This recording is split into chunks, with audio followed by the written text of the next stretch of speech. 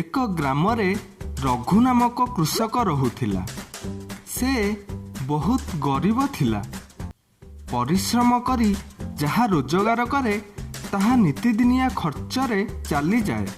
ଦିନେ କାମରୁ ଫେରିବା ପରେ ତାକୁ ବହୁତ ଭୋକ ଲାଗିଲା।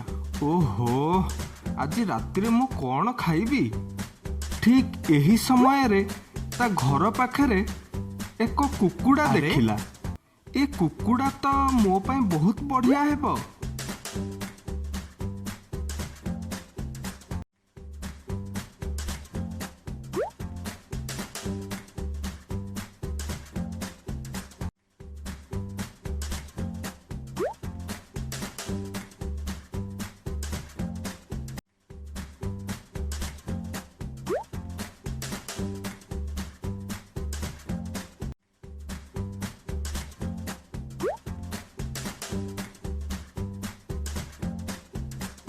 ଯେମିତି ସେ କୁକୁଡ଼ାକୁ ମାରିବା ପାଇଁ ଯାଉଥିଲା, କୁକୁଡ଼ାଟି କହିଲା, ମୋତେ ମାରନି, ମୁଁ ତୁମର ବହୁତ ସାହାଯ୍ୟ କରିପାରିବି।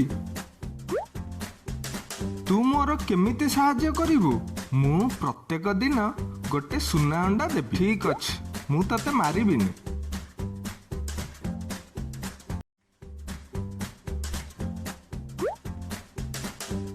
ପରଦିନ ସକାଳୁ ଉଠି ଦେଖିଲା କୁକୁଡ଼ାଟି ସୁନା ଅଣ୍ଡା ଦେଇଛି ନା ନାହିଁ।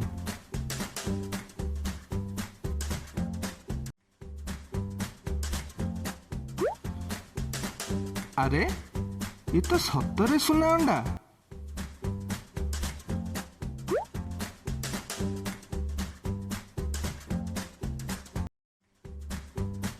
ସେ ସୁନା ଅଣ୍ଡା ନେଇ ସହରକୁ ବିକିବାକୁ ଗଲା। ସୁନା ଅଣ୍ଡା, ସୁନା ଅଣ୍ଡା, କିଏ ନେବା ଆସ। ସୁନା ଅଣ୍ଡା, ସୁନା ଅଣ୍ଡା, କିଏ ନେବା ଆସ। ଆରେ, ଏ କ'ଣ ସତରେ ସୁନା ଅଣ୍ଡା? ହଁ, ଏଟା ସତରେ ସୁନା ଅଣ୍ଡା। କେତେ ଟଙ୍କା କୁହ, ମୁଁ ନେବି।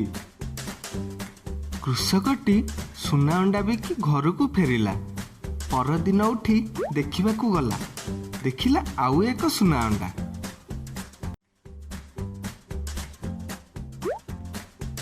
ଆରେ, ବଢ଼ିଆ ହେଲା ଆଉ ଏକ ସୁନା ଅଣ୍ଡା।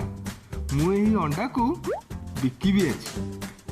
ସେ ସହରକୁ ଯାଇ ଅଣ୍ଡାକୁ ବିକିଲା। ଧୀରେ ଧୀରେ କୃଷକଟି ଧନୀ ହୋଇ ଚାଲିଲା ଏବଂ ତାର ଲୋଭ ମଧ୍ୟ ବଢ଼ି ଚାଲିଲା। ମୋତେ ଏତିକି ଟଙ୍କା ଅଣ୍ଟୁନି, ମୋତେ ବହୁତ ଟଙ୍କା ଦରକାର।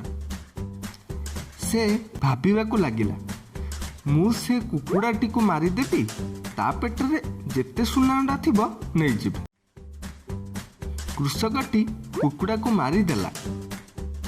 ଆରେ, ଏ କ'ଣ?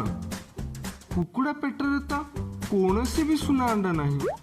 କୃଷକ ପାଖରେ କୁକୁଡ଼ା ଅଛି ନା ସୁନା ଅଣ୍ଡା? ସେ ଏହା ଭାବି କାନ୍ଦିବାକୁ ଲାଗିଲା।